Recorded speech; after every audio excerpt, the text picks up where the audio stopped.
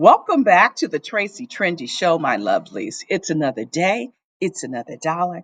And guess what? It is the finale of Life After Lockup. Okay, my loves. First on the docket is Teeny and Rob. Now, Rob has been out of prison for 2 months. And, he wants to beat up his mom because, it didn't end too well at their last meeting. But there is rage when Kate feels betrayed and lied upon, loves. And in the meantime, while they're having this conversation, Teeny's back at her job on the first day, peeping in. And Lord help her in this poor reasoning, but she takes off early on her first day for lunch. In the meantime, while Teeny's on her way over to the house, Kate and Rob have a heart-to-heart. And Kate hated that the fight happened, and especially in front of the kids. And Rob wants to squash the beef that Kate has had, because he's under the impression that she laid hands. And he wants everybody to get together. And Kate wants to spend time with him. And she wants Rob to spend time with his natural side of the family, not his married side of the family all the time. So anyway, Teeny rolls up and she feels as if Rob has lost his damn mind. And, why did you invite this woman to my house without my knowledge? And Rob takes full accountability for doing this. But Teeny feels it's not okay because Kate didn't take accountability for putting her hands on her. And I just think we need a tell-all to see Katie's. No, we need a tell-all to see Teeny's face when the tape rolls back. But Teeny's already seen this tape. She's went to social media, and of course, she's going to have an explanation for that, which pretty much says, "Oops, my bad," but this and that and the other. And as you saw in the recap, Rob and his mom have yet to see each other. Hopefully, they can mend this fence and move on because life is too short. Now, moving on to Bianca and Daniel. They have a conversation about where they stand on their date. And Bianca, again, wants to know whether or not he's serious. Now, Daniel says he's serious, but this man just wants sex, 3 hops, and a cot. And he didn't think that this chick is going to be moving as fast as she is. And Bianca wants to know, why is he holding back? You proposed to me in prison. Well, they talk game in prison, Bianca. And anyway, she wants to know what's holding back. Let's get married. And he said, hold up, I don't have a secure income, housing, anything. And not even a driver's license. And Bianca wants to throw a little bit of money she got from that case that she had. And he said that money is going to go pretty soon. And that's not something to hang their hat on. So anyway, Bianca feels as if he has one excuse after the other. And Daniel feels pressure to propose. And he pops up with this ring. And Bianca's eyes pop wide open and then deflate when he says it's a promise ring. But she feels as if he thinks she'll stop bothering him about the engagement. She wants him to give her a deadline. And he wants her to be patient. And she's all like, this sucks. This doesn't feel authentic. And but she figures she has nothing else to do but wait because she loves him. But in the meantime, we all know this couple split up because he was cheating. He was just using Bianca as a safe place to land once he got out of prison, or a springboard to the next chick. Zeriah and Troy is on the docket. Now, Troy walks up. This is still on the same day at the park where he's arguing with Yana, that's the mother of his child. And he walks up to the car to see whether his daughter is there, and only to find out that there's some goofy bitch up in there. His words, not mine. Okay. Now, Zeriah thinks the extraness that Yana is doing is jealousy, and that Troy didn't do anything wrong. Yana says that he has to go to Buffalo if he wants to see his daughter. And at the end of filming, Yana seems to have changed her mind and let Troy see little Troy in Syracuse. Now, love, we all know that didn't last because there's been a lot of discussion online and beefing once Yana saw all the film, especially when they had that community day and they left little Troy and her grandmother at the train station. So we will have to stay tuned. I will drop a little tea that Troy and Zeriah are currently filming for another season. I guess another season of Life After Lockup, and they're already bitching and complaining already. So moving on to Louie and Mel. Now Louie, he is over Mel's distrust over him, and he's mad that she lets other people influence her, and because everything circles back to her being, not her, excuse me, him being a felon. That's all they want to talk about. And like, Mel, you picked this man. You got to stand up for him. And all he wants her to do is trust him. He has not dropped the ball yet. And I can see, um, if he was kind of shady and not to trust him and not put your name behind him.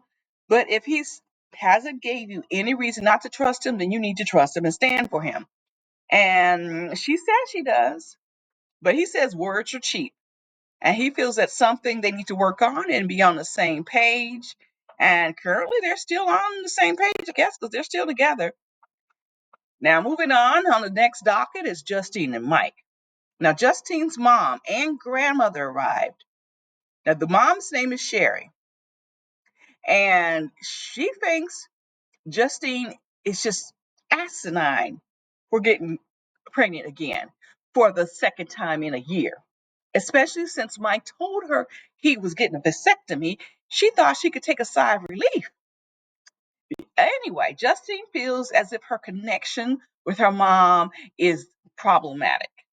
She feels that her mom doesn't support her, and I think she wants warm and fuzzy. However, we learned that they gave Justine a warning when they had to do Santana early. So this is not the first time Justine had this warning about her womb being kind of woozy. Can't stand that pow pow pop out a baby business. Now, I'm just gonna say that Justine, your mom is tired of you. She's been through a lot over the years, and that shit show still keeps going. Justine, you want to be grown and still on your mom's teeth. And you know what? We're not having you saddle your oldest kid with your whole gaggle of kids, telling her, oh, if there's a science test, oh, no problem. The kids come first. Those aren't her kids. Those are her siblings. That's crazy for her to jeopardize her education for your recklessness. All right. But we know Sherry, that's her mom, has a soft spot. She shed some tears when her teenage daughter gave birth to millionaire Banks. Yeah, I said teenage daughter because she has the mind of a teenager. Now, moving on to Britt and Krock. Now, Brittany travel passes over and she'll be staying at her best friend's house. And her best friend isn't going to charge her rent. You would think she'll be saving money for this, whatever restitution she has to pay. And Krock is stressing over her staying with her BFF because he feels she can lead her astray. Now, the discussion comes up about what if Bree doesn't get approved again? And Key wants them to do long distance because he's trying to establish good credit. And Britt better pay that restitution. It's all about sacrifice, right? Right. And I agree with Krock that it's her fault that she didn't take care of her business. Now, sadly, Krock moved back to Virginia after Britt's parole transfer was her parole transfer was denied again. I'm like, someone's not charging you rent. All you have to do is collect your coins and pay your restitution. She got a couple of gigs according to what I know online and everything she's doing. She's in the beauty business, whether nails or makeup, whatever. She could have saved enough money, $10,000. You're not paying rent or anything. You're just probably buying food and hair products and nail products. You need to save that money. You can't live the lifestyle of the rich and famous on a beer budget and on parole. Pay that restitution and go on about your life. Now, moving on to Kim and Joey. Hallelujah. Joey is not the father. The DNA test proved it.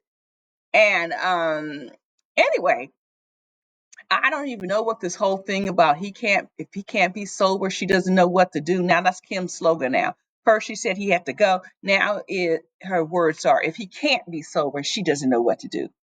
I'm wondering what happened to use and lose me and the kids. Anyway, Kim is officially divorced and Joey's moving into her new home. I'm sure it's going to be a rinse and repeat of all the nonsense that they've had over the years. Okay.